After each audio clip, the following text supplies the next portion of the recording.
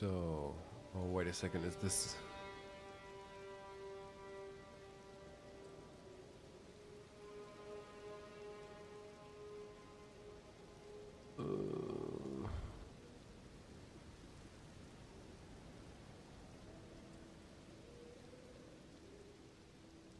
Okay.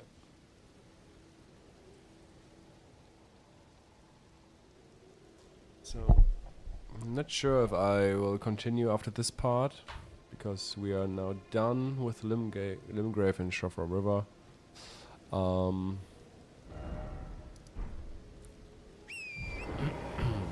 Yeah. I will play a little bit more. Maybe a little bit of the first. Continue a little bit to Raya Lucaria, but I'm just thinking about making a break after exploring Limgrave. Might be a good time to not play in the next days or weeks.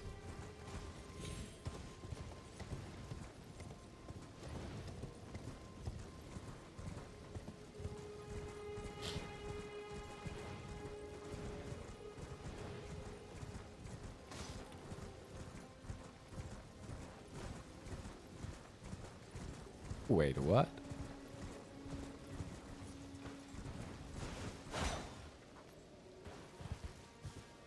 What the fuck? Why is it closed?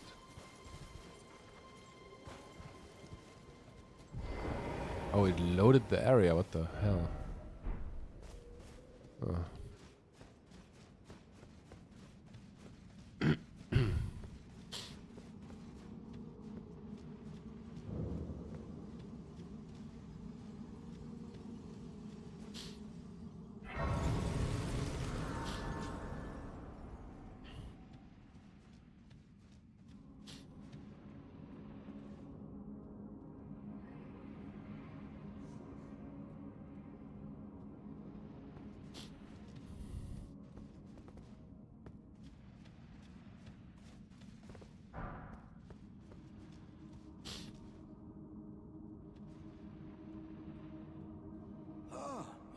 I hadn't expected to see your face again.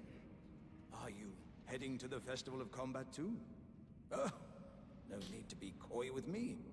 Judging by the fine wallop you gave the old backside earlier, I would venture you're something of a warrior yourself.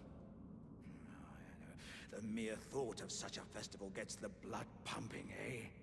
Now, according to my calculations, passing through this road should lead us to the Kaled Wilds. But, however you slice it, it seems we've reached a dead end. I'm sorry to have raised your hopes. It seems my calculations must have been off.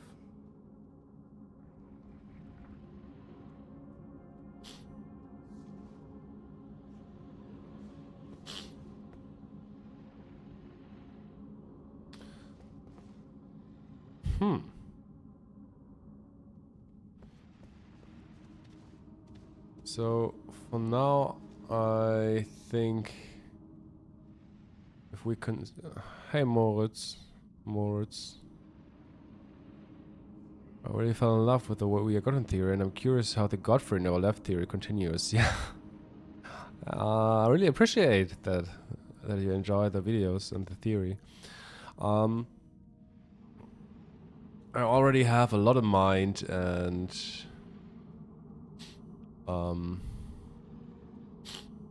even have some sort of outline story when it comes to Godfrey. It's just that I'm a little bit stuck when it comes to structure the infos or in those chapters.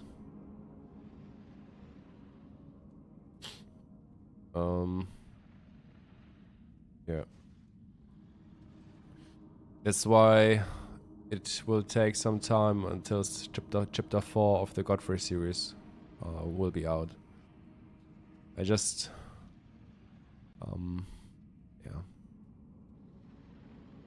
I'm going to take the time I need instead of rushing through those chapters, because otherwise I will regret it though, probably. Hey monkey, I sleep to you a bit. I'm at the scorpion. Nice. Yeah, I'm glad that you are able to sleep through those videos. I was created to be a warrior vessel. Many great warriors reside within me, ever dreaming of becoming a great champion. It's my destiny, and the reason for which I quest. It is my ordeal, you could say. To test myself, to better myself, to fell ever greater foes. And then, one day, we'll be a single great champion. The greatest of them all. What do you think, eh? How do you rate my chances?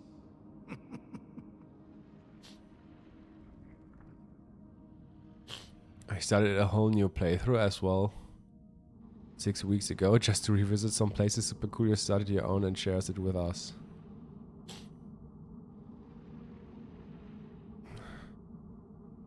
I haven't seen part 7 and 8 yet, but gotta be around. Yeah, but I gotta be around live. Yeah.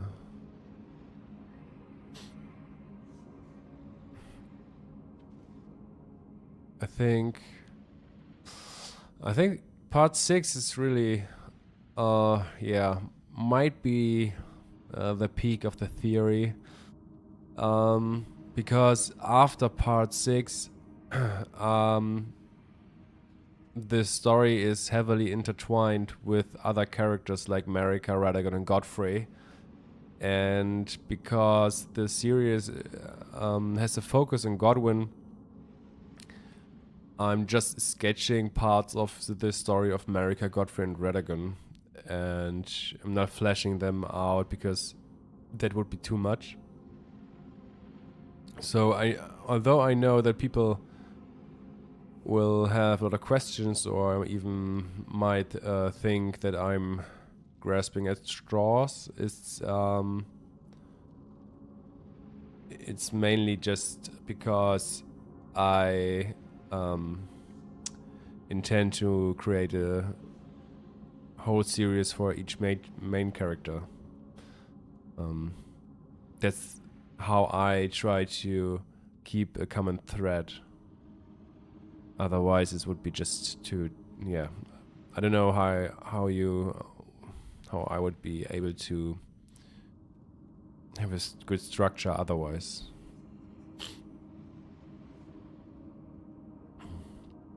I listened to one then sleep. Sorry, that sounded bad. No, don't worry, monkey. There are a lot of people out there listening to lore videos just, yeah, to fall asleep.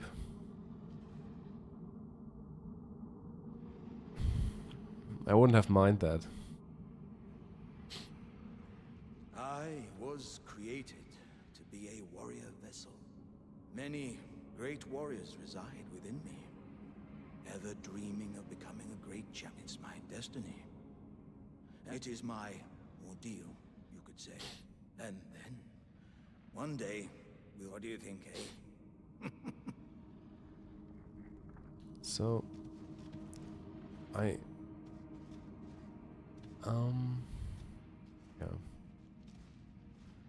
I expect him to be a Godfrey parallel. I'm not sure. It might be that this is symbolizing a metaphorical dead end where he is dying in some events in the distant past, and when I open the door, it might be metaphorically about him walking through a fog rift and being resurrected, maybe. That's how I see it. Oh no, part 7 and 8 from the live run. Oh.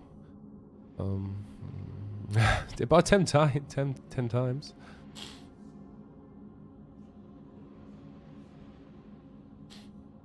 It's not that I'm keeping stuff back because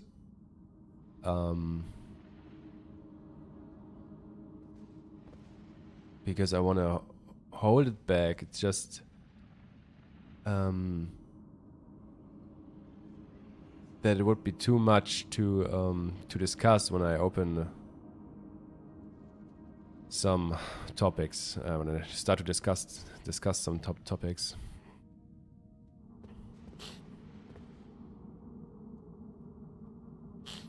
Oh, Monkey was the one who said chapter 6. Sorry, I was just a little bit confused there.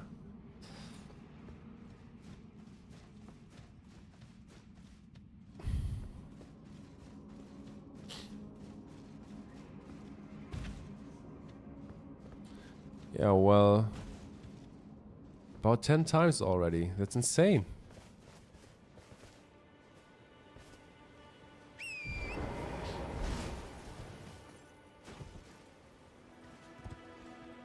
So I have to admit that there are a huge amount of informations in my videos, I think.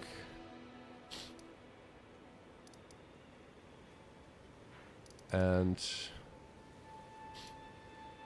to understand what I'm actually maybe, yeah, I think you have to watch them probably several times to get an idea what how I think or what I imagine as the story as a whole. Just thinking about how much time I'm actually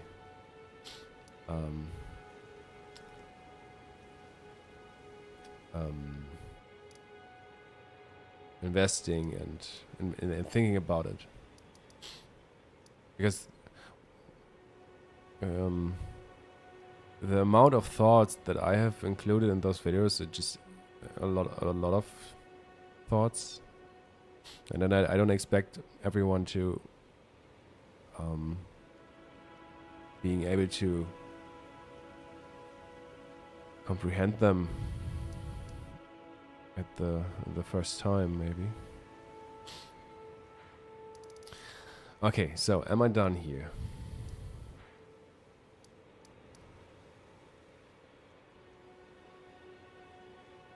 Oh, I have to get the painting reward.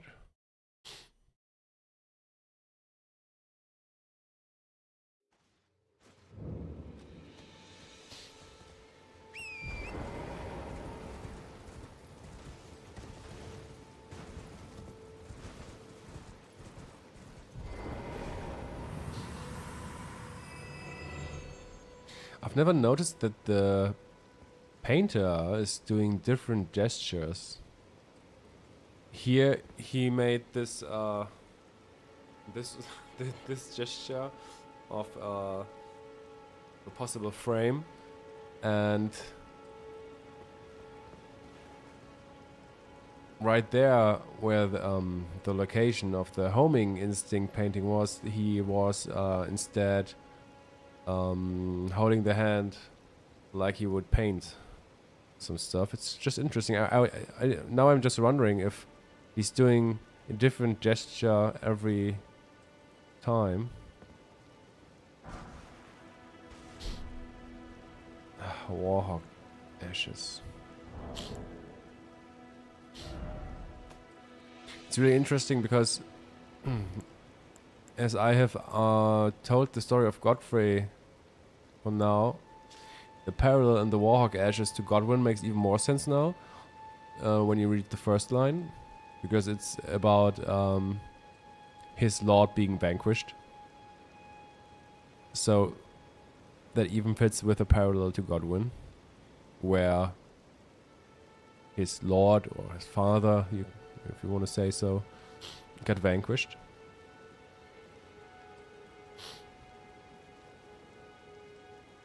The wings wounded, I would say, is probably meant metaphorically as him being bound to the Earth Tree and the Elden Ring. Or it's about him sleeping in the tip of anticipation, I mean, as the flightless bird. Yeah, that makes more sense.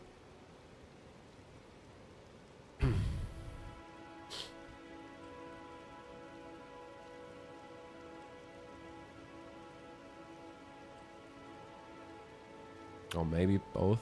I don't know. This is solemnly gaze at his former home.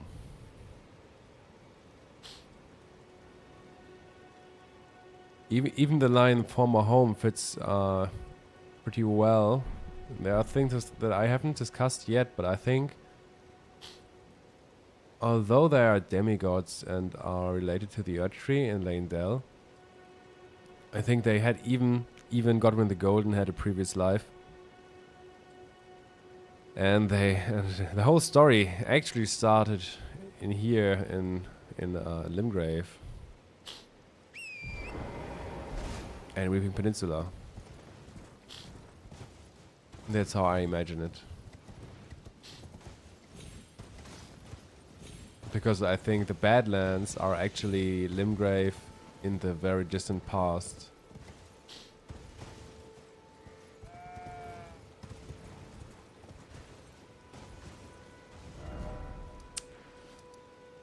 So.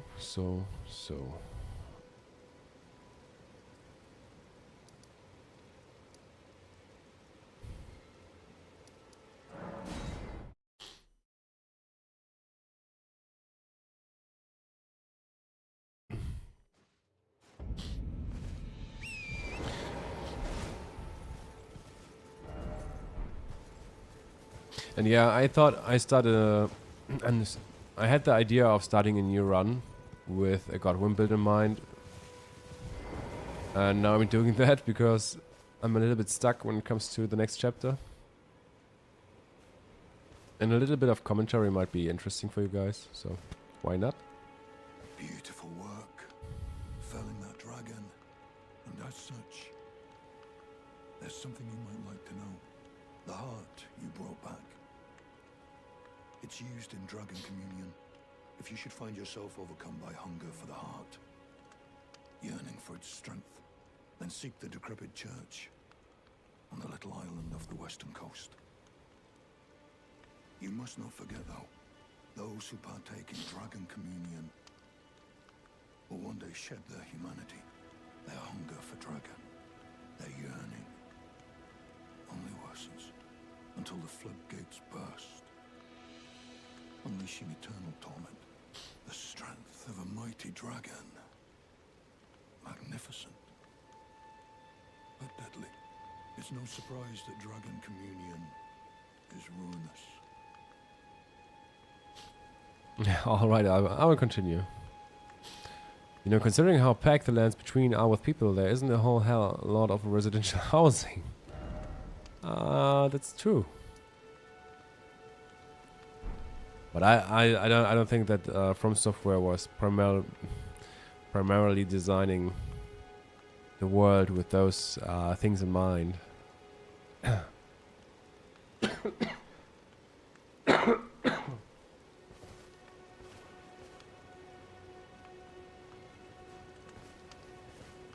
You must not forget those who partake in dragon communion, their hunger for dragon, until the floodgates burst. The strength of a mighty dragon. It's no surprise.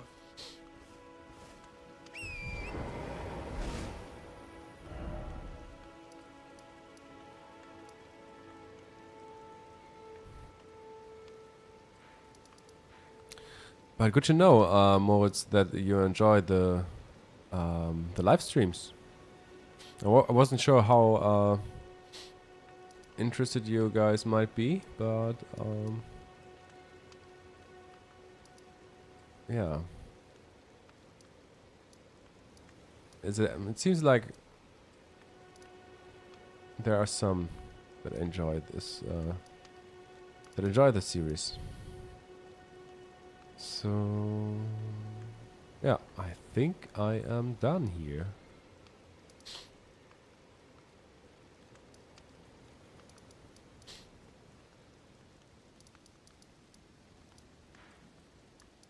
Yeah, I think almost everything in Limgrave revolves around grafting, and the theme of fire is also very present. We got Dragonburned Ruins, we got the Roaring Talisman about fiery storms, even Godric as the boss and demigod in this area is using the powers of dragon and fire. And I think they might have even designed all of these areas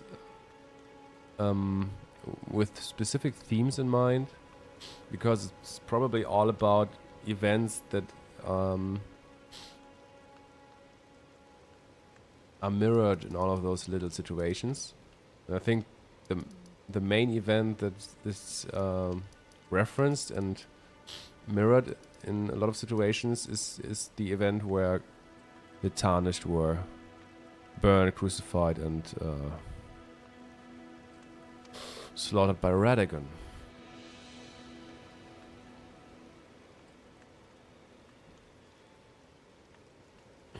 Some small non-hostile places like Java would do the game some good, I believe. Yeah.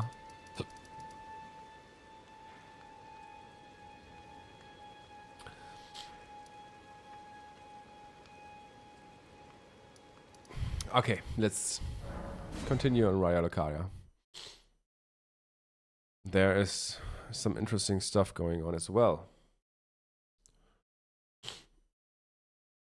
And I think a lot that people haven't noticed yet.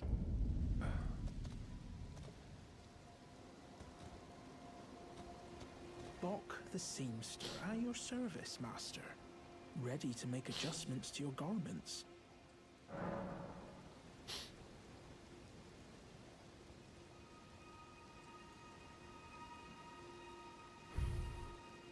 You know what I realized? I think From Software is incredibly symbolic and metaphorically when it comes to some parts of their design. In the whole sewing theme, and Bok as a sewer, we even have those strange strings in the story trailer or in the first teaser. I think sewing and its theme is actually all about binding souls, like sewing them to some core part.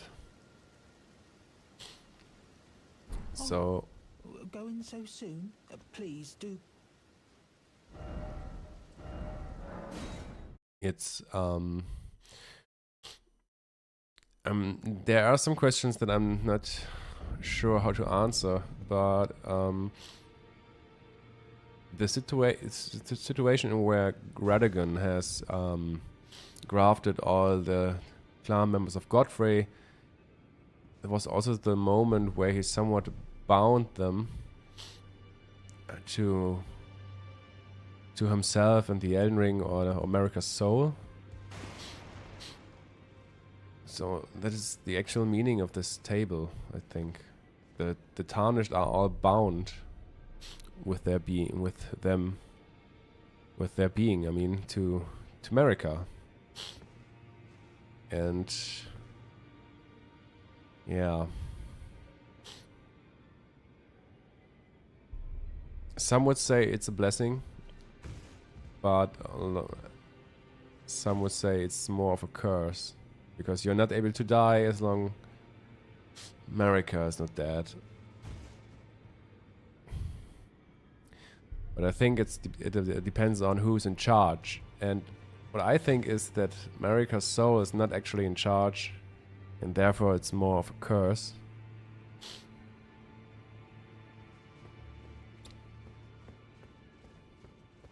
And this is what the strings in the trailers are symbolizing. It's about binding souls. And the sewing topic is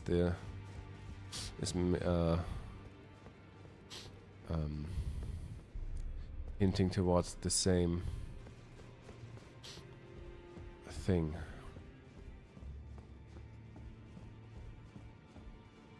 Are you that new Tarnished?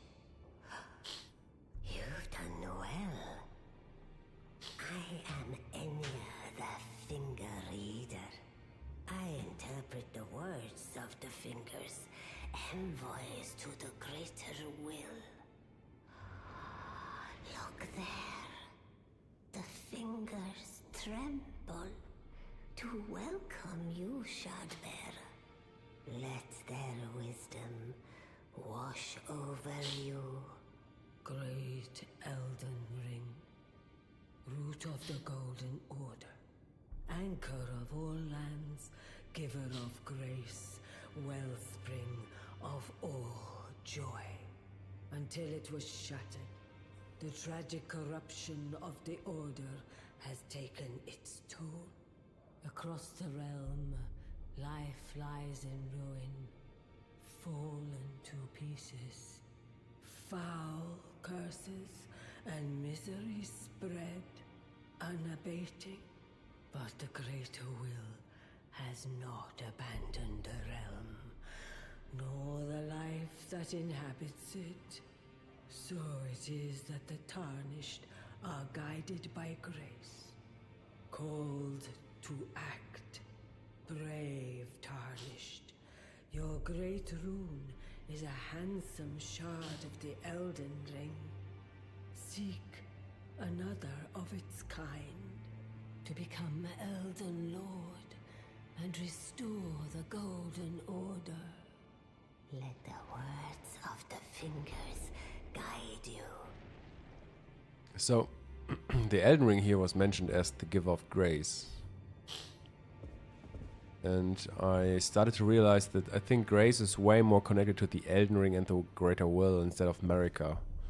Marika is just the mixed up being which contains Radagon, Marika, the real Marika, I mean, and the Elden Ring as an entity as well. First time you go to Roundtable is when Melina touches your hands, just like when she sends you to Farm Azula. These places seem out of time and she knows how to get there. Yes, I think I have read somewhere the term inner space. I think it's as in somewhat of an inner space of Marika and the Earth Tree, or even the Elden Ring maybe. But yeah, like a little pocket dimension inside the Earth Tree and connected to Marika's soul. And that's why it's also in the center. I think this one is representing or depicting Marika's soul, which is somewhat the core part of of the Roundtable Hold. So kind of inner space. Not really physical, I would say.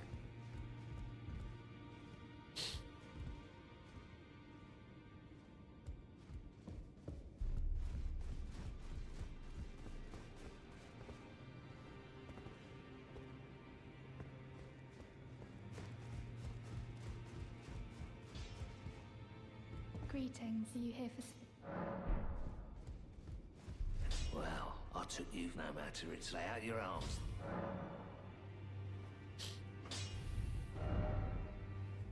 Oh, I can level them up.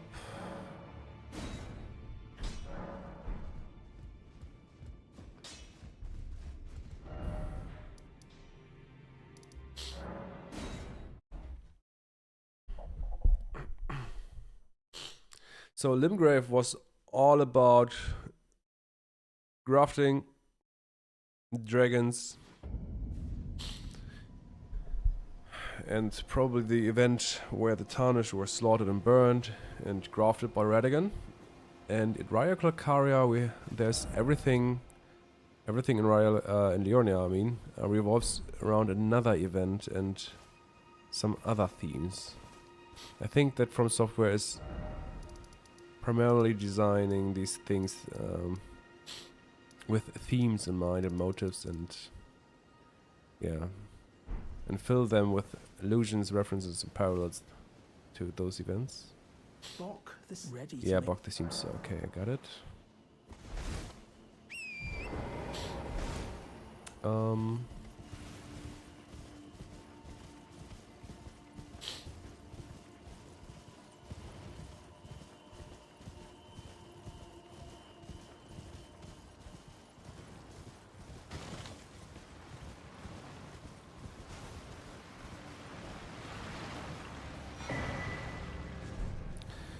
Academy scroll.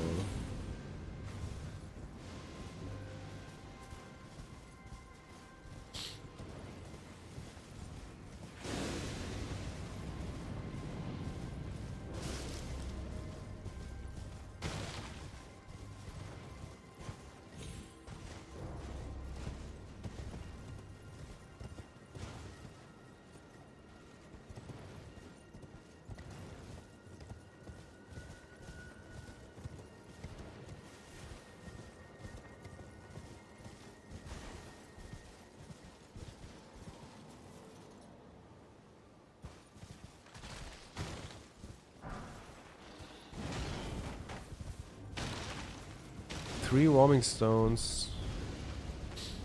I usually thought that the warming stones might reference grace.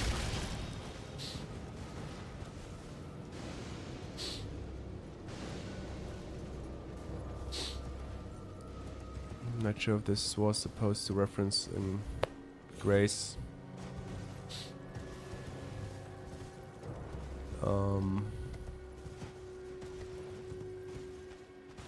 Being placed at the roots of the earth of a tree, maybe.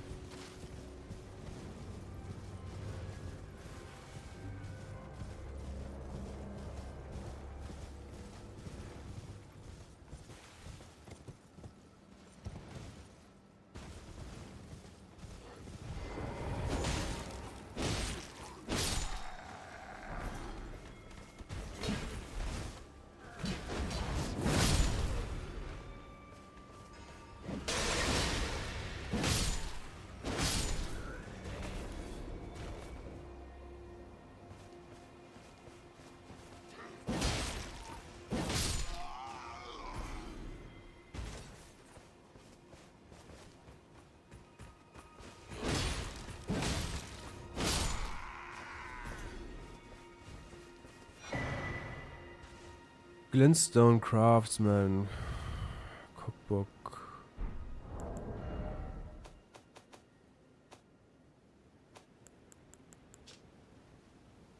Cuckoo Glintstone.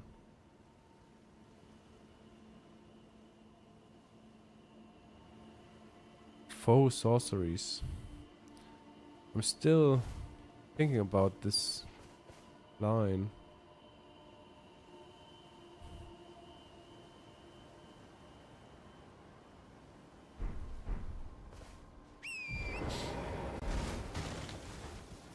And why they are called faux sorceries.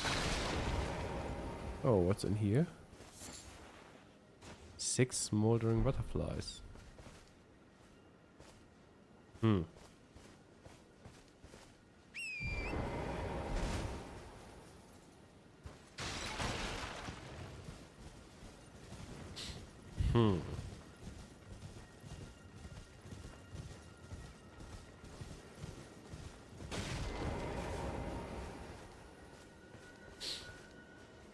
How many of you have played the Remembrance of the Scholar? Do you know what the Scholar is about?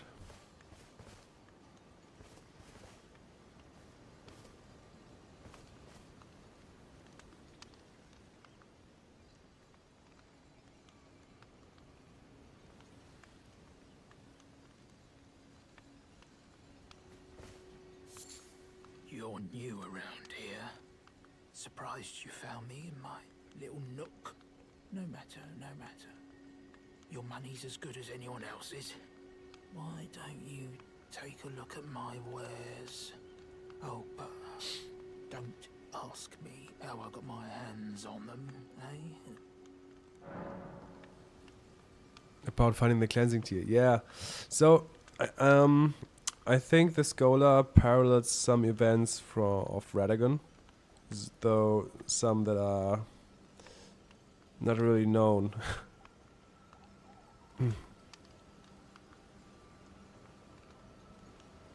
It's just so. I think the Scholar is paralleling some events in the very distant past of Radagon. And what's interesting is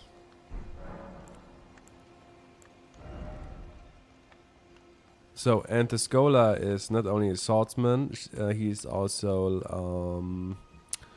nomadic in a way. There appears a name, I think it was Herodas, and the Glintstone sorcery school Herodas is associated with nomadic sorcerer. So there are themes going on like being nomadic. And also, you mean he's somewhat of a sorcerer, or at least is related to glintstones, etc. In this cookbook here is quite interesting because this cookbook that is here sold. Let me see, where is it?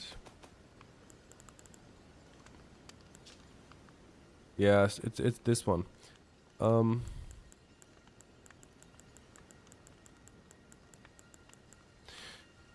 So the merchant here is selling a nomadic warrior's cookbook. A record of crafting techniques left by roaming nomad warriors. But it actually contains the recipes for Crystal Dart, Spellproof Dried Liver, and Shattershard Arrow. And I think it's just really interesting that these are actually depicted on the Glintstone Craftsman cookbook for some reason. So there are on the Glintstone Craftsman cookbook is depicted crystal darts and Shattershard arrows, and both of these items that are depicted on the Glintstone Craftsman cookbook is actually in this nomadic warriors cookbook. It doesn't really make sense. I mean, you would imagine that, or you would think that they would place these recipes in a Glintstone Craftsman cookbook, one of those, because they depicted these items on. And I think it's actually from the same guy. I think it was a nomadic warrior who was also a Glintstone craftsman.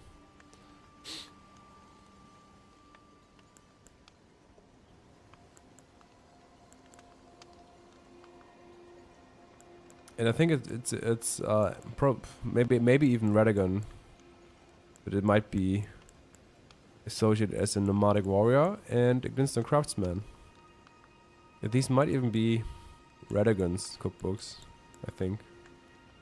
The nomadic ones and the Glintstone craftsman cookbooks, or at least some of them maybe. Because I think Radagon's story is associated with being nomadic and also a little bit about glintstones. But this is highly speculative at this point.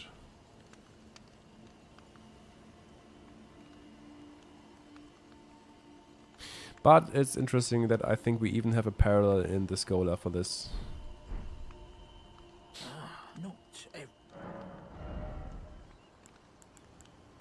And the kite shield.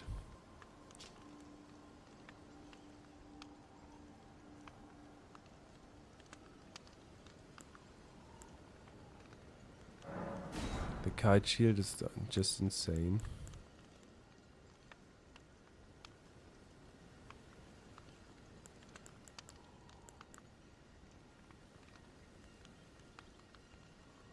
The being of the Herodas, yeah.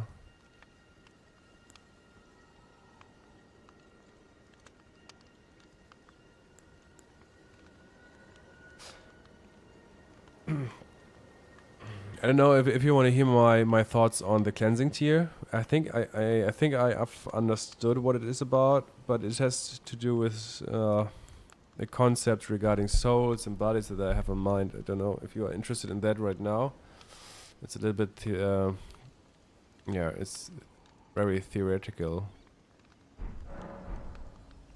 Because I thought that behind all of this is more of a logical concept behind all of this, and I was trying to figuring out a logical concept that would explain what is happening or how souls and bodies are related to one another.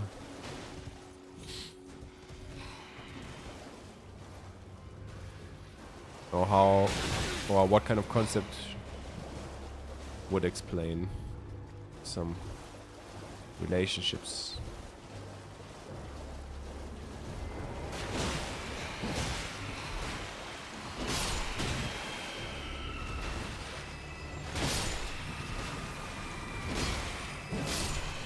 Raus damit. Aber warte, dann erklär es kurz in Deutsch, das ist einfacher.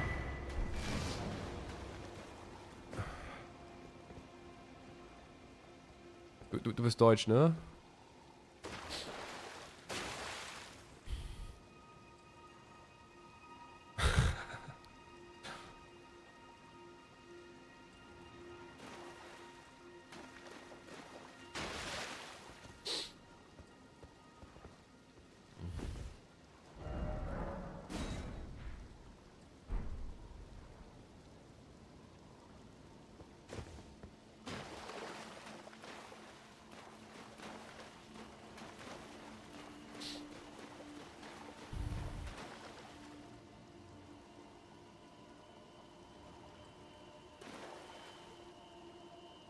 Okay, so I will speak in English anyway because maybe other people are still watching or want to watch it. So I think the concept with that I am working with and that I think fits perfectly or would explain almost everything contains. I mean, we have the body as the vessel. We have the soul as the actual being or some sort of.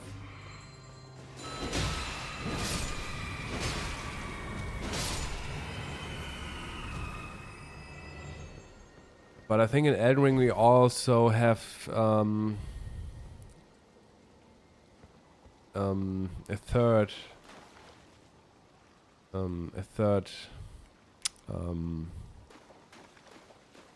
there's not we do not have just body and soul. There's also a third thing that is part of the whole concept, and the third thing can be described as binding stones.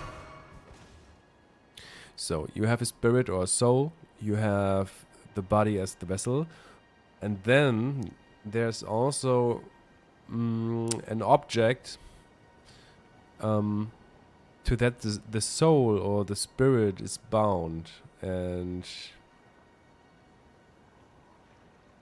probably the best introduction in Elden Ring might be the primal glintstone of Selen, where her essence, her soul, her spirit is actually bound to the primal glintstone.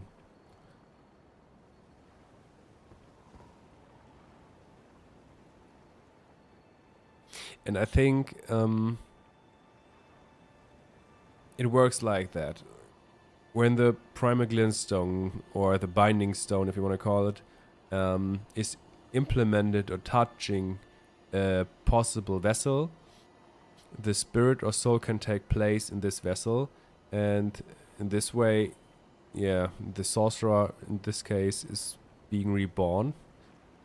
But what's interesting is that I think the primal glintstone don't have to be with this new vessel to live, actually.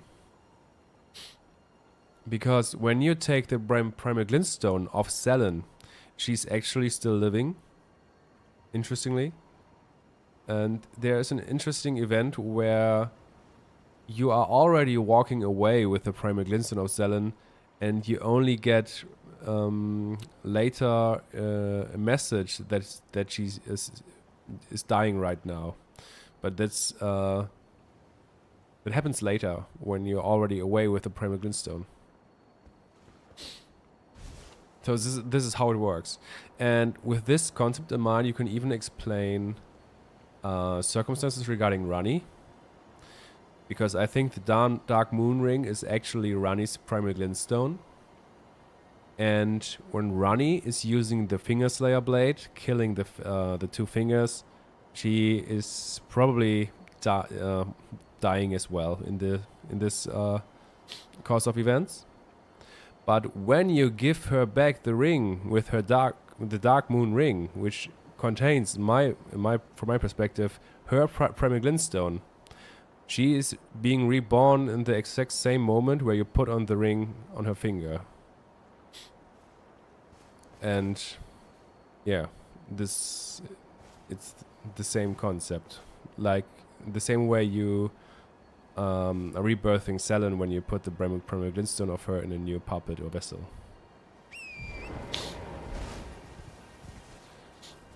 It works similar to the Horcruxes in Harry Potter or the Ring of Sauron in The Lord of the Rings. It's the same concept, I think.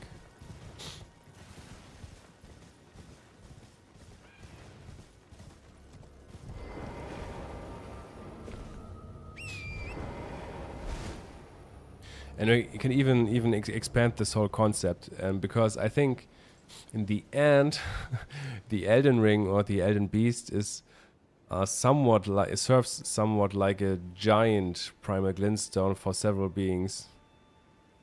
Phylactery.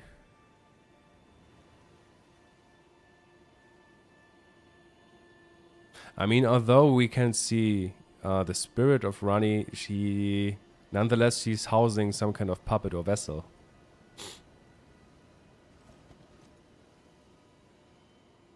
And even spirits are somewhat... The thing is, it works like this. When the spirit or soul is dying, it returns to the primary glintstone. And then only when the primary glintstone has found a new vessel, the spirit is kind of reborn in this new vessel. And yeah, this is how it works, I think. And this is, by the way how every soul that is bound to the Elden Beast and the Earth Tree, it's the same concept. When the people die, they return to the Elden Beast and the Earth Tree, and they are able to being reborn. But it can also be seen as some kind of curse, because, yeah. At least that's the concept that I'm working with. And you can explain very much with it.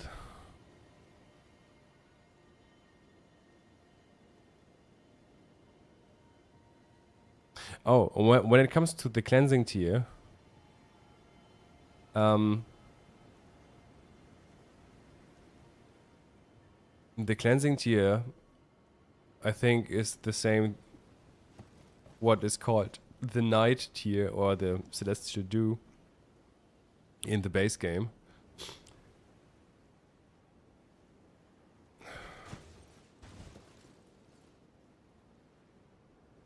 But phylactery, I have to look up that word again. Thanks, RJ.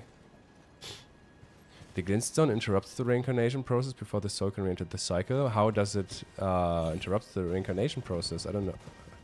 Isn't it something that... I mean, the primal glintstone, when you put it in a new vessel... you are rebirthing the sorcerer, or don't you?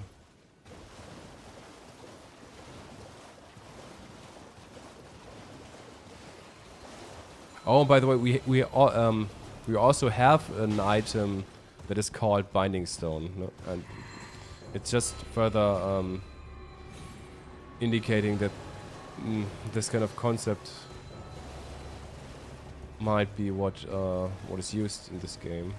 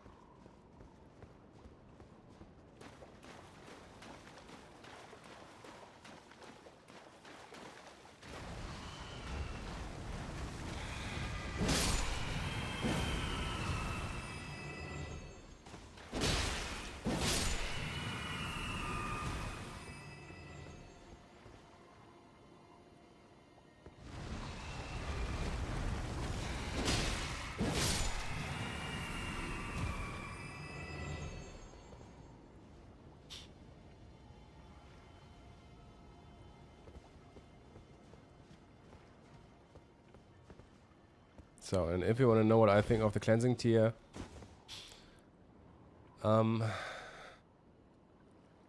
good luck fighting. Yeah, good luck fighting the big one. I'm still avoiding going in the middle because of this. I don't want to.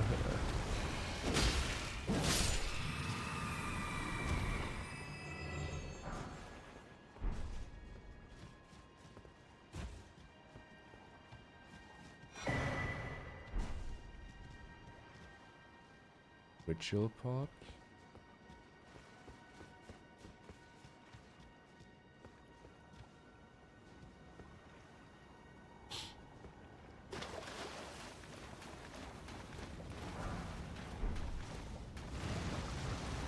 Oh shit, here he comes.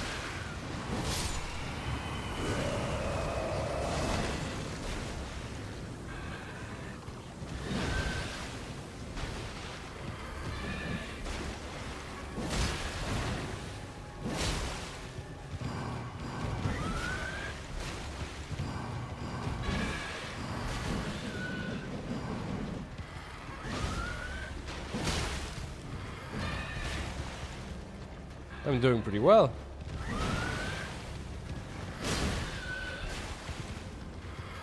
Oh fuck my life.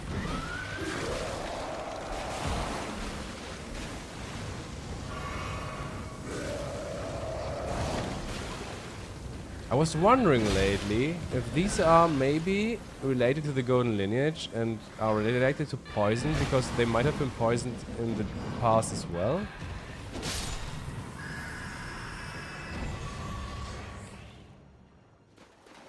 Or maybe they are related to poison for other reasons, I don't know. It's just an interesting thought. And I did better than I expected. Yeah, I usually hate those guys. I mean, everyone hates those guys. But room beers are...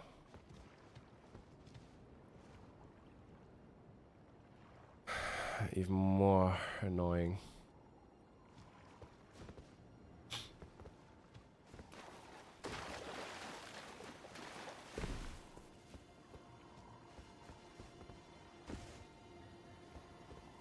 Better than any of you expected, probably, yes. I wasn't expecting to me doing this well, too. So...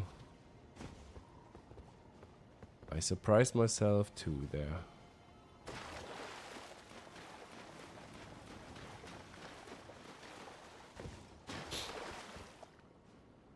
Isn't here a cave or so?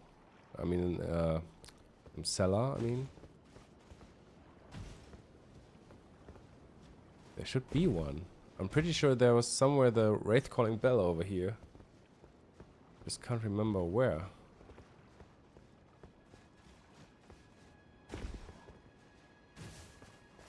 Is it here? I think there's somewhere an illusory...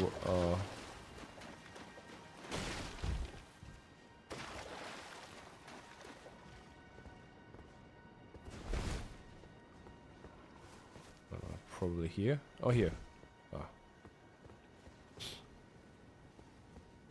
And they are not called Revenants as a reference to Night Rain, bro.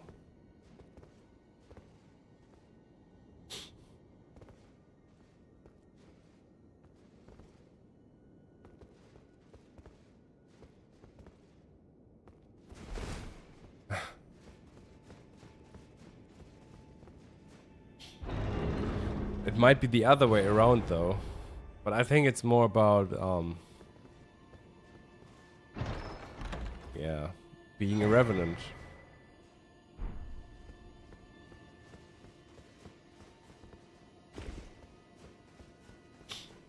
Although,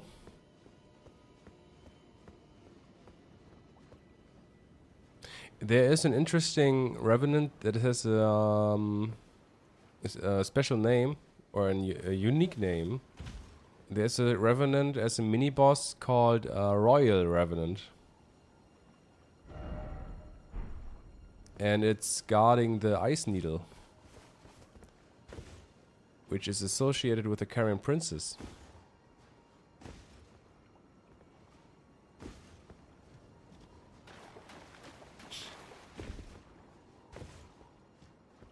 So the words of a royal revenant and a Carrion princess and an ice needle. And these are things that I find really interesting. I mean, it looks so grafted. Yeah, that's true. Obvious Godric reference. Or maybe Golden Lineage related, I don't know.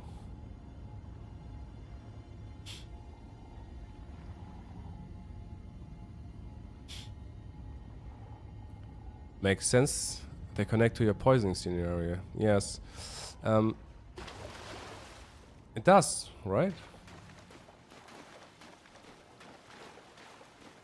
In this area are a lot of blood roses, and I associate blood roses with seduction and... yeah, with seduction. And with blood in Elden Ring, of course. But also with thorns. Primarily are they mentioned in the Varys Bouquet, which mentions his character being deceitful. So maybe the blood roses are related to the Revenant. But it could also be that it's related to this location where the portal leads. Might even be that it leads us to the Royal Revenant. Oh no! Oh no! It's leading us directly towards the Academy. Oh hell! Wait, what?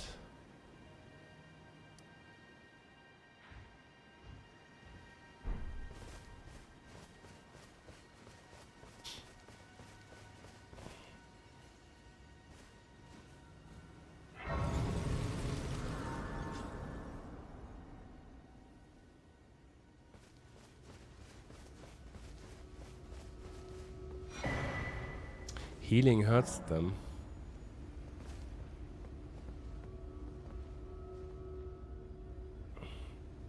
So when it comes to the Revenants, but healing is holy, yeah.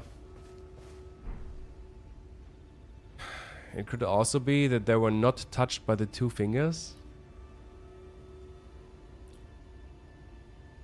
I don't know. It's just speculation. But when it comes to healing of a warming stone, for example, or a frenzied flame stone, they both have the ability to either heal or damage you, depending on whether or not you are.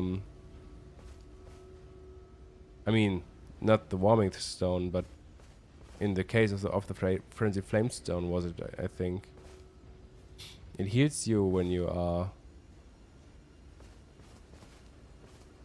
Was it filled with madness or carrying the frenzy flame?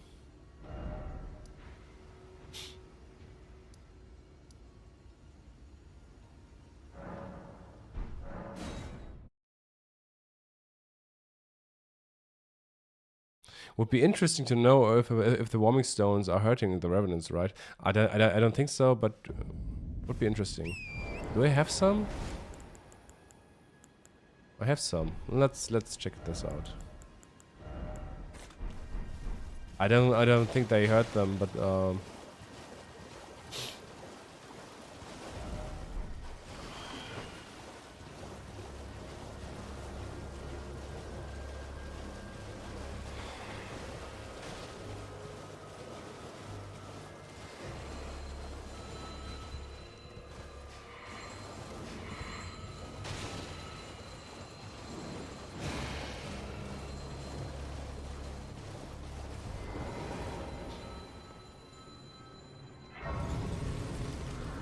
this area is so hard to explore because I'm always losing my orientation. Where were those ruins?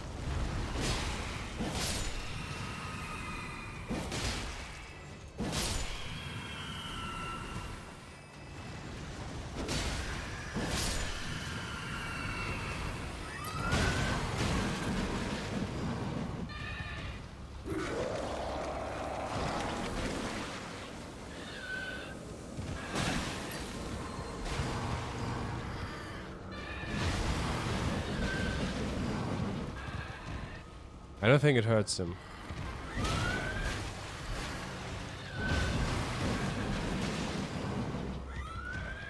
Doesn't really seems like it was doing anything.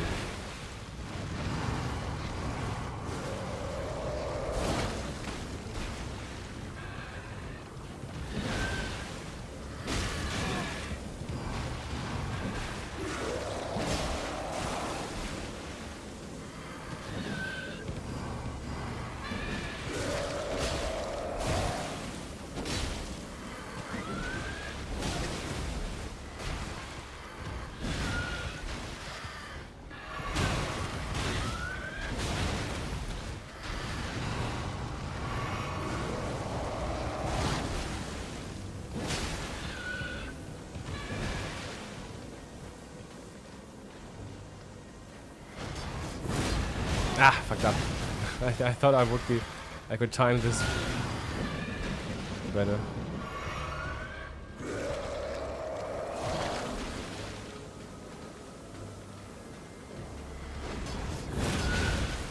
Ah, it would have been so cool to time it. Uh-oh.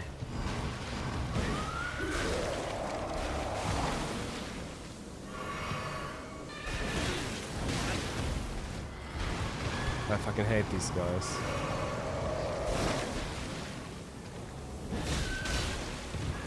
That was weird.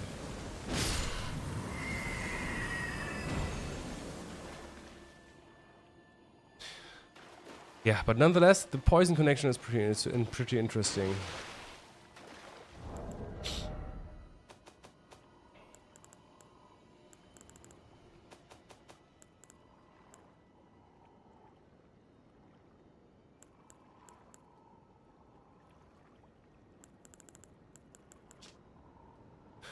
Bell used by worshippers of revenants. Ring bell using a piece of prowling wraiths. This can be done multiple times. So wraiths are said to be the vengeful spirits of those who died when cursed.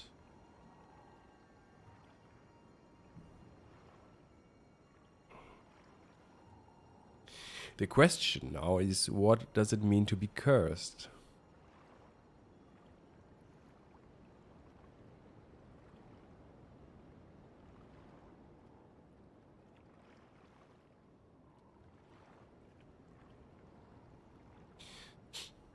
So from what I have noticed, I would say most of the time something is described as a curse in Elden Ring. It seems to be related to souls being bound.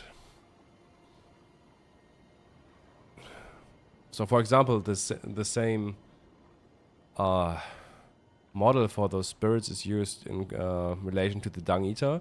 And it seems like the Dung Eater is yeah, somewhat consuming souls or preventing them from returning to the Earth Tree, probably by through binding them to himself.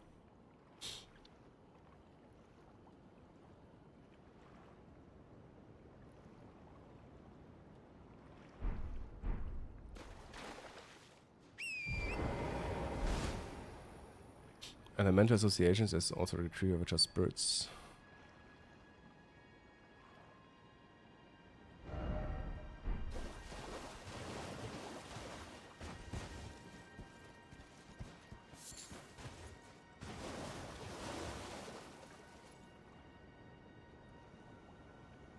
I think the whole flower theme here is also just incredibly interesting, because I don't think those colors appear anywhere else.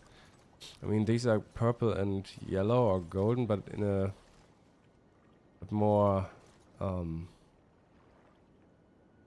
less colorful, more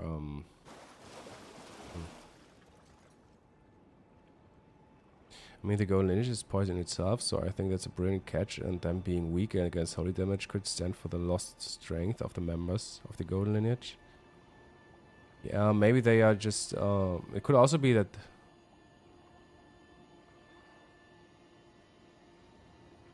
maybe they are what's the word? Maybe they are just excluded from the realm of the Earth Tree in some way.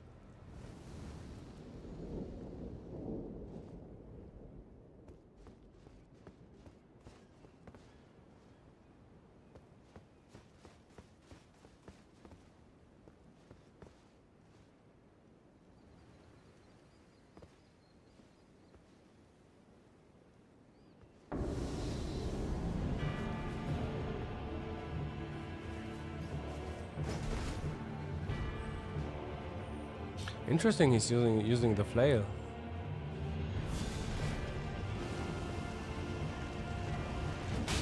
Ouch.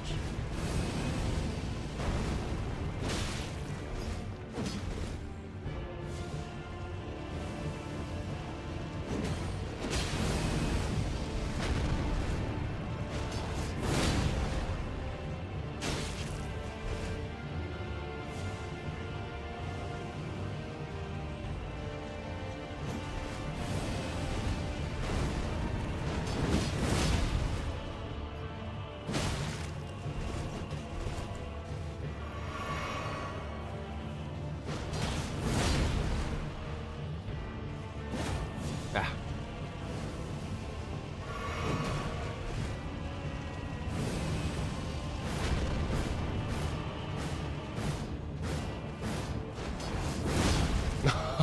Smacked him, bro.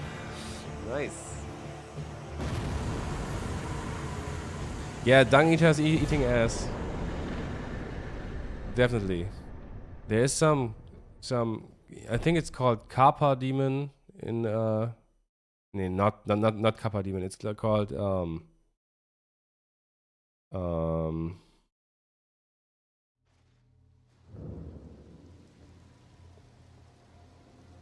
Ching. Oh, it was some Japanese name for this little ball that is said to contain the soul, and it's some kind of organ near the ass. It has a name in some kind of mythology, Japanese mythology, I think. There's some kind of water demon sucking those out or so. People were speculating that Dung Eater is based on this, but it makes sense because they already had the same mythology reference in Sekiro. One of those these headless demons in Sekiro are also putting their head in the anus to yeah, pull some of these out, if I remember correctly.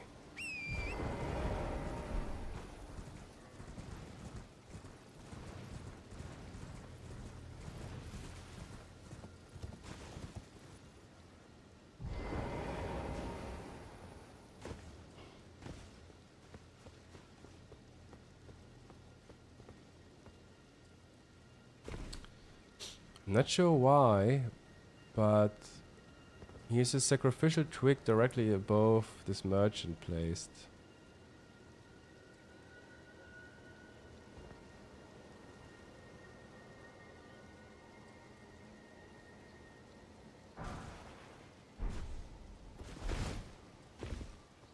So, because of that, I think it's probably connected to the items that he's selling, but I don't know why sacrificial twig is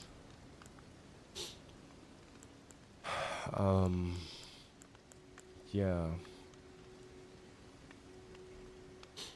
or the sacrificial might connect, or what kind of connection there might be to these weapons and armor set.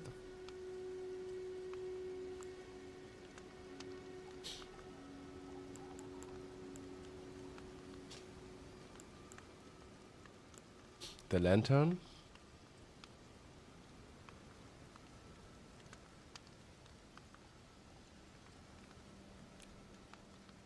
Maybe.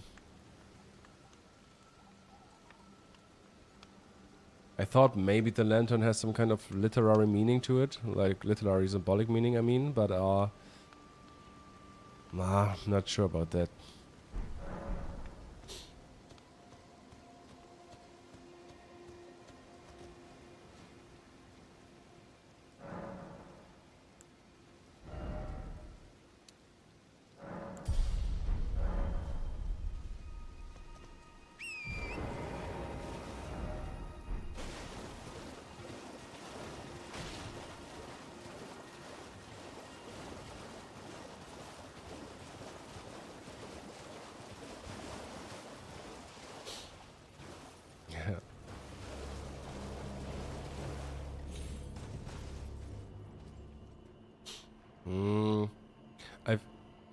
I've read something about that lanterns are usually symbolic for enlightenment.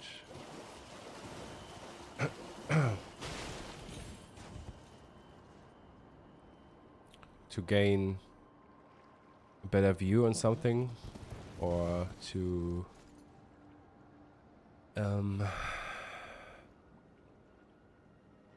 lighten up some secrets or so. I don't know if that's a meaning that is included here in this context, but it's interesting nonetheless.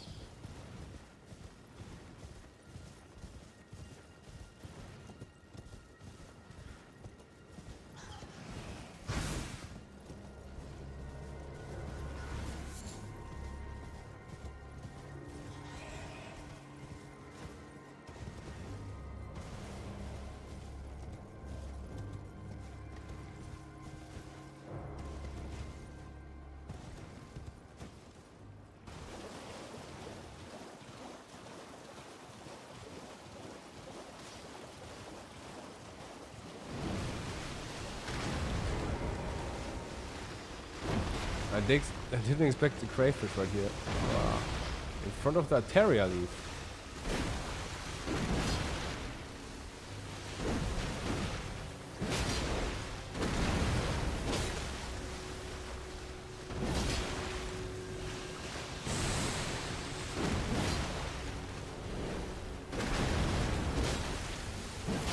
I never saw them stuck in there.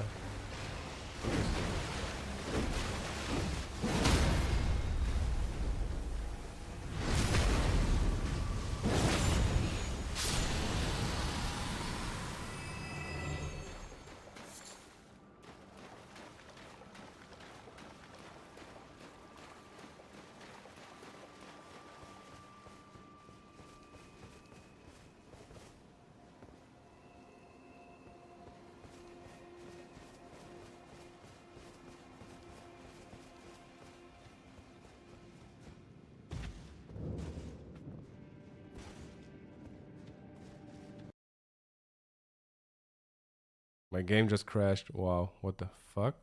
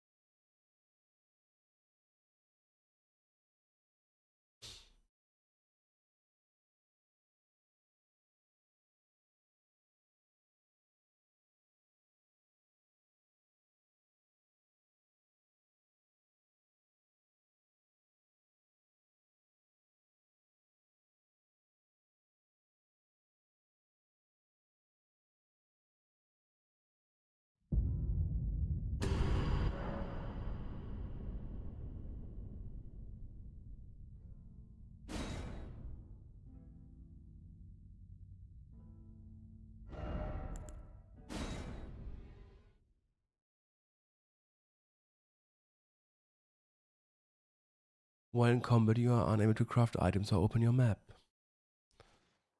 Okay. And... okay, at least the crayfish is done.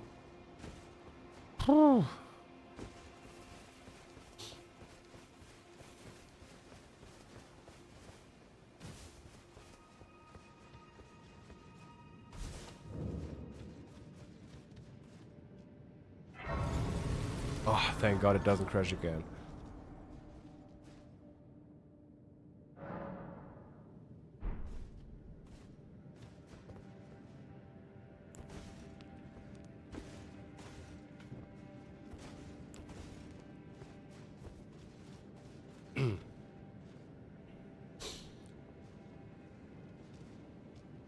Okay, we have a poison-themed cave.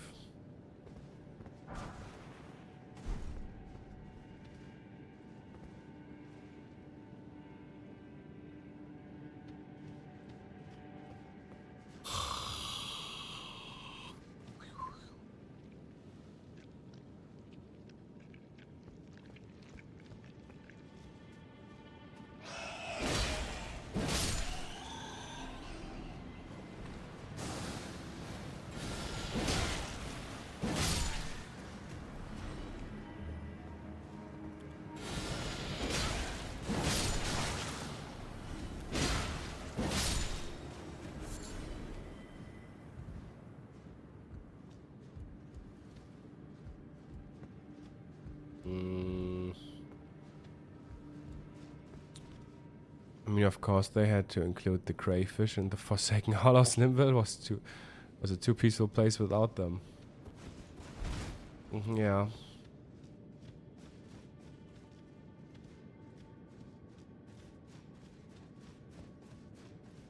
For me, it has been their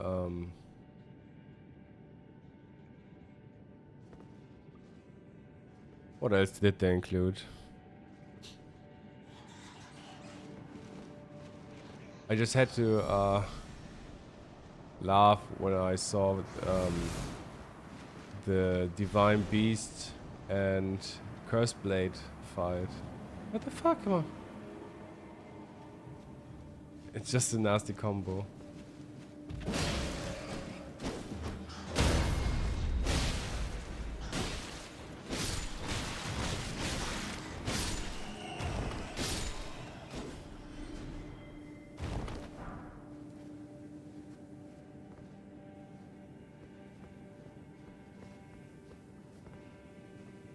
So these are kind of interesting.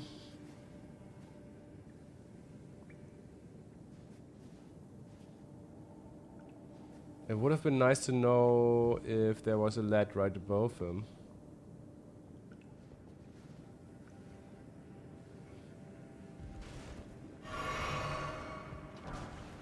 At the Sage set.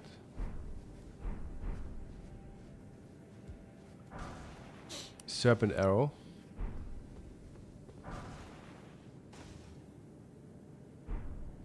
Godwyn Run 5. Yeah, okay, mentioning the Earth Tree.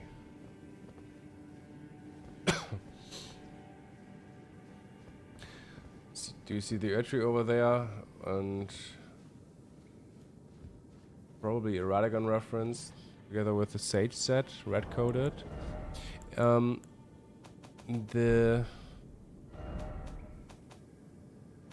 These are kind of interesting. The Serpent Arrow.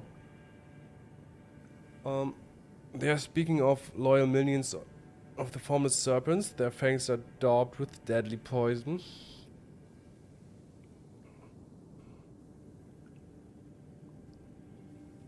To resemble a flying snake.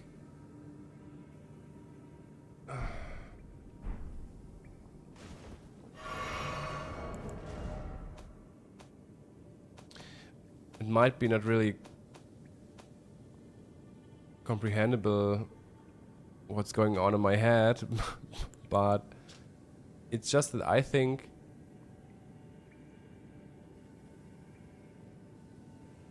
so the arrows are representing loyal minions, and the corresponding bow is featuring 2 snakes.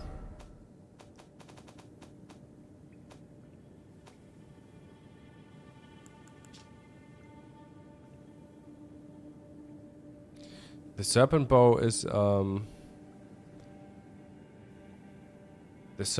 is depicting 2 snakes, and the arrows are resembling depicting the loyal minions of the formless serpents.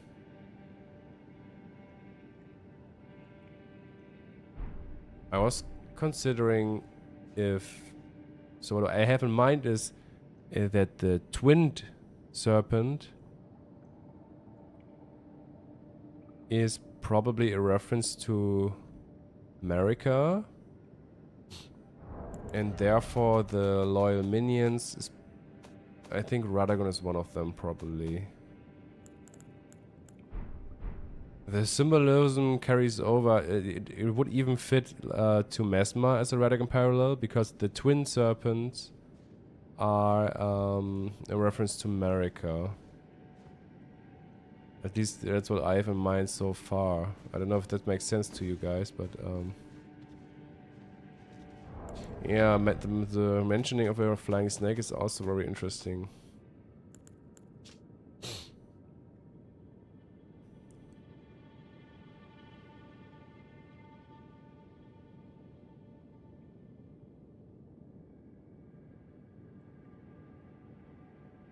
Her fangs are daubed with deadly poison. Could also be that Radagon is one of those formless serpents. I don't know.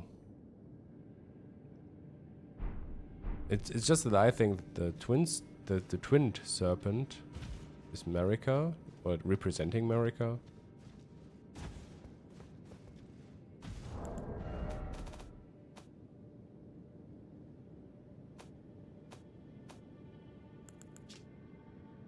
And the loyal minions here mentioned, or the formless serpents, might be connected to Radagon, maybe. It's still incredibly vague, I don't know.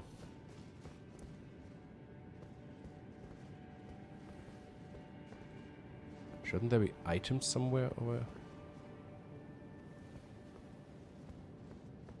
Well, there's one.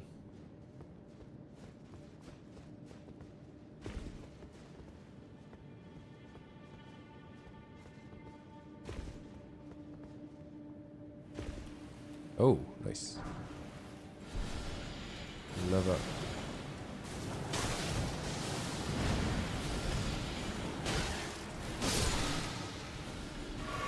Oh, I just had an idea.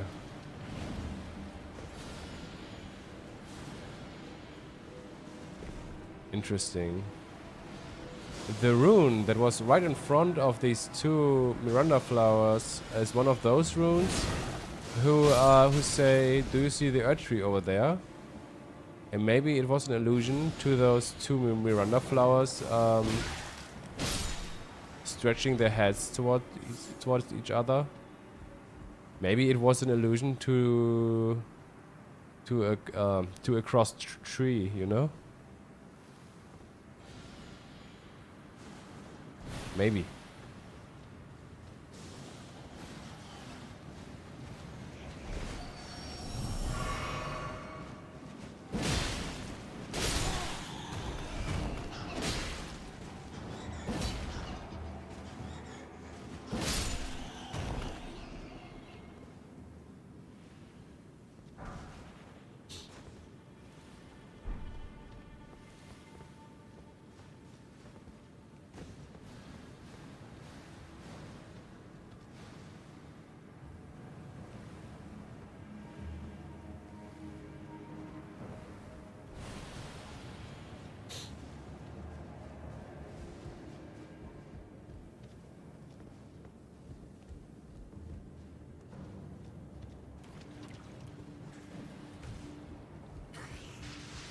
I think I have to hurry up before I die.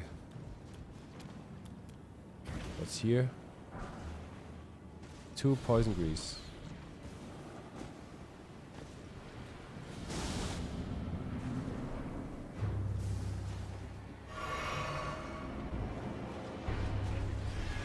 Oh no.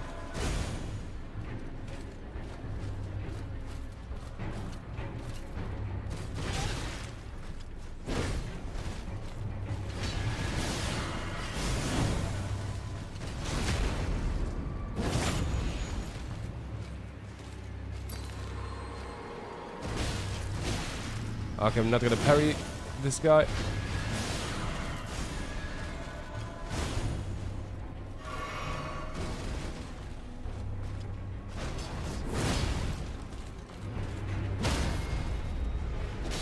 Ah, I fucked up the crit.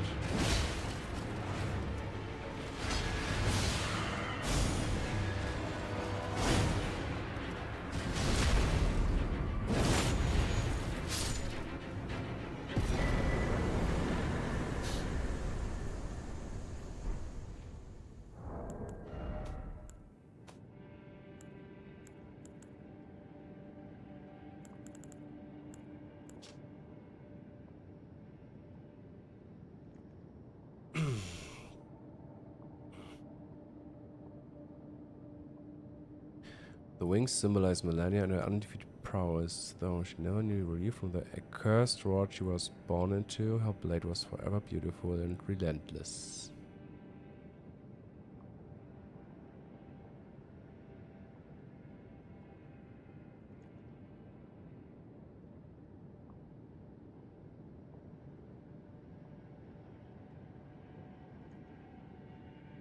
Hmm.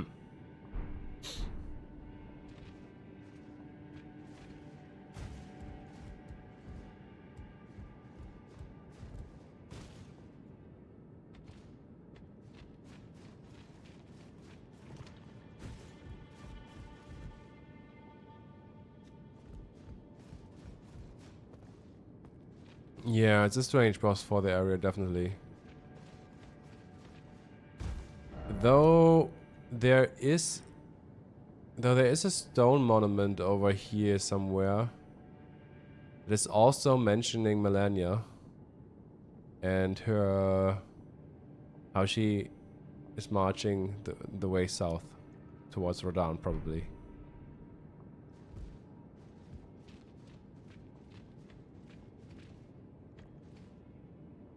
But it's nonetheless interesting.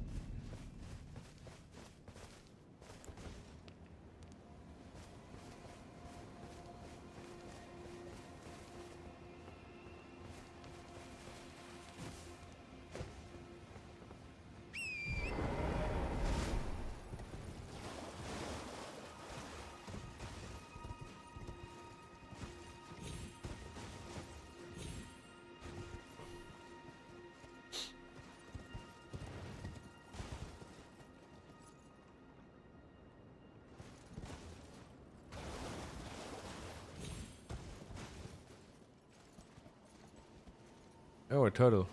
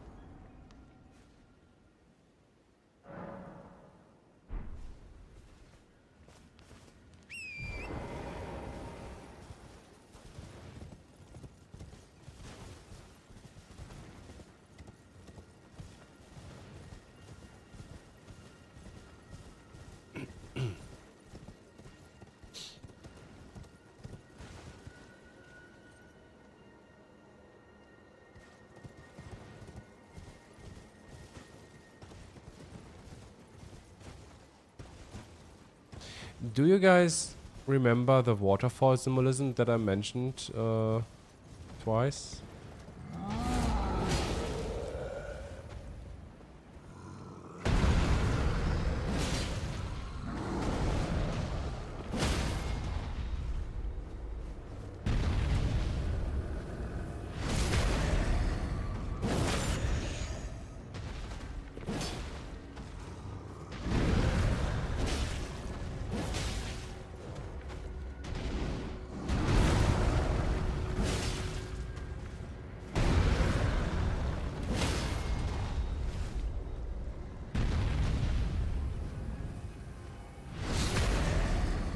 Yeah, in the case of the foul feet behind the Fringe Folk Hero's grave, it might be connected to death and rebirth. But I think it's in general, a waterfall seems to symbolize transformation in general, as it seems. I was pointing out the waterfall symbolism only behind the Fringe Folk Hero's grave, where a golden and a silver pickled foul foot was placed. But I mentioned it also in Shofra River, where Marika's Scar Seal was placed. Below the waterfall we had Marika's Scar Seal, and above it we had a Crucible Tree Knight, where I said it's related to the shattering, where Marika shattered herself and left herself behind and turned somewhat in a tree. into a tree consisting out of grace. There are other places where the waterfall symbolism was applied, in my opinion. There is one really interesting one in the consecrated snowfields. But what I wanted to say is that besides the waterfall symbolism, there's one other big symbolism when it comes to big environmental features. And for one, it's waterfalls, and the other big symbolism that they're using when it comes to features on the map are bridges. Bridges also have some symbolic meaning to them. The big ones.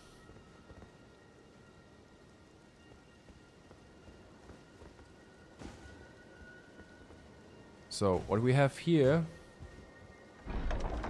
is the earth tree with the tree spear, because I think it's about so a broken bridge means stands in a literary way. It stands for a cut connection, or some lost connection, or cut relationships. And in this case, it's about,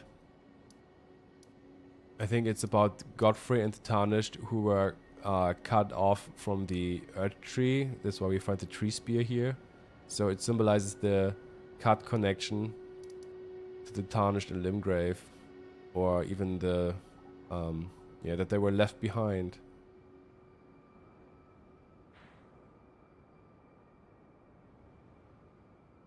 I don't know if you guys understand what I try to say. Severed ties. Yeah, that's what it what the broken bridges is symbolizing.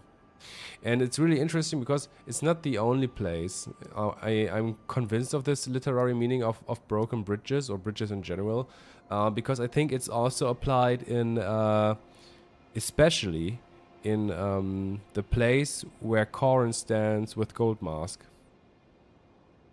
And I think it's no coincidence that we meet them at a big broken bridge.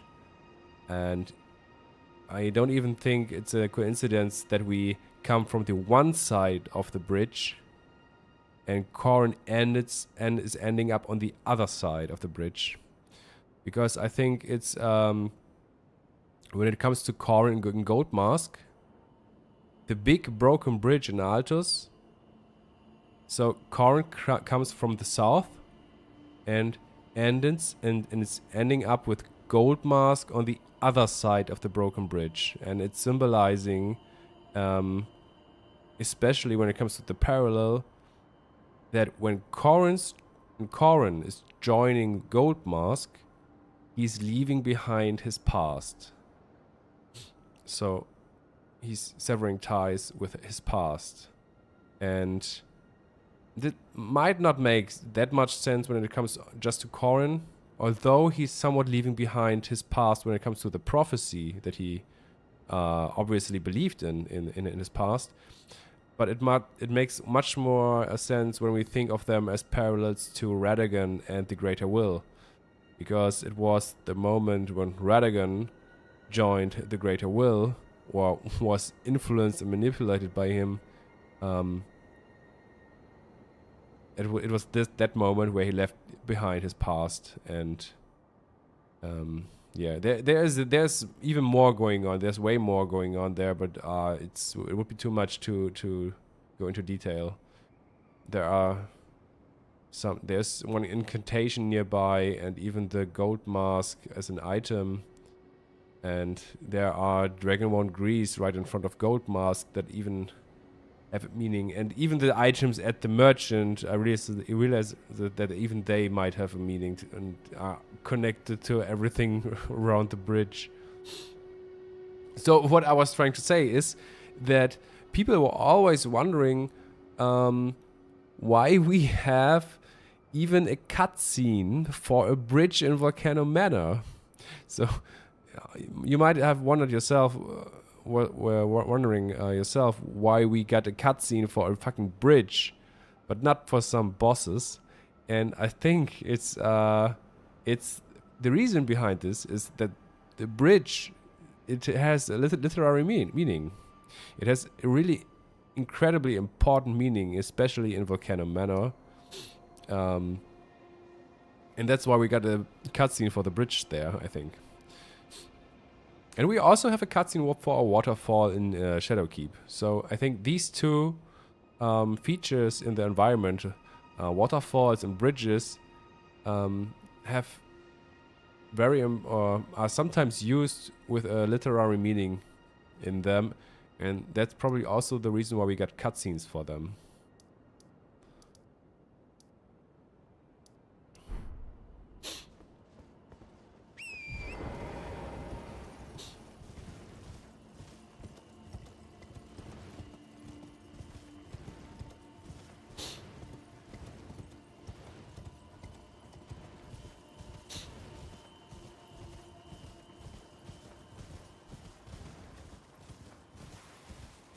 It's just really interesting to realize that almost nothing is really designed in an immersive way, but more in a literary symbolic way.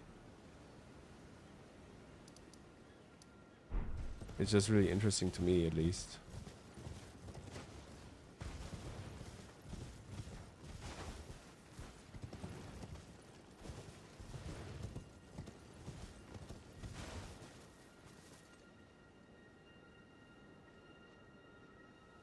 Plus it happens right where Stormvale is with all the amputated limbs. Yes, especially.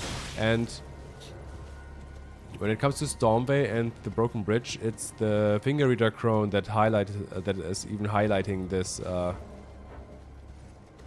this meaning.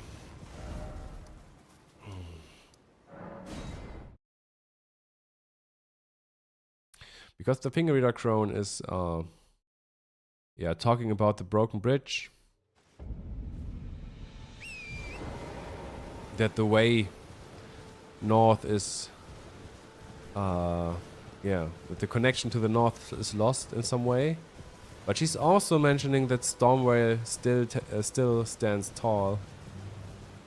And I think that's symbolic for Godfrey, who survived all of these events in Limgrave.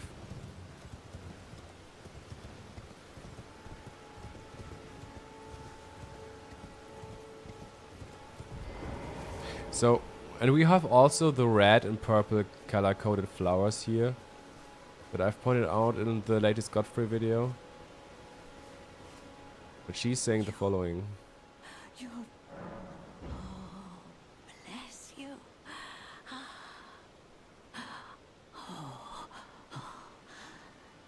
Head to the foundation of gold tarnished.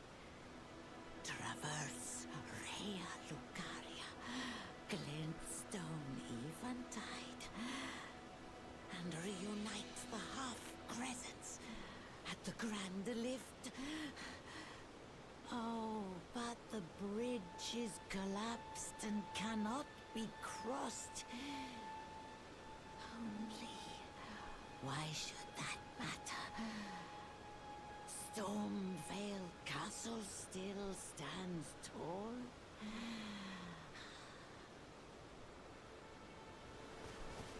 So, in her dialogue, it's about...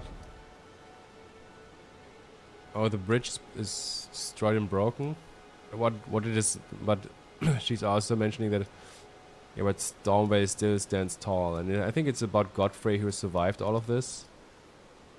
So even though the Tarnished and Godfrey were kinda sacrificed and cut off from Radagon and the Earth Tree, it was Godfrey who is still standing tall in some way.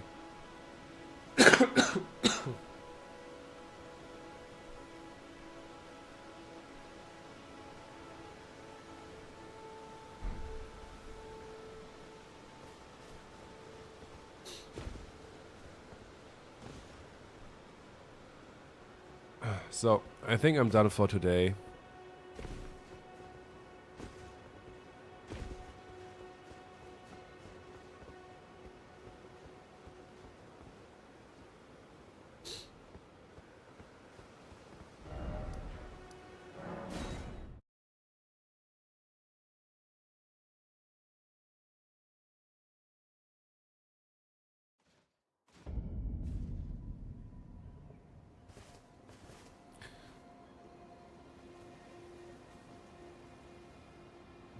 I don't know if you guys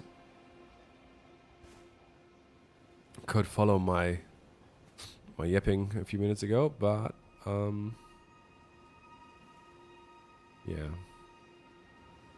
I enjoyed the chat with you guys, and maybe we see us another time in a live stream. I'm looking forward to it. But now I wish you all a good day or evening. I have to sleep.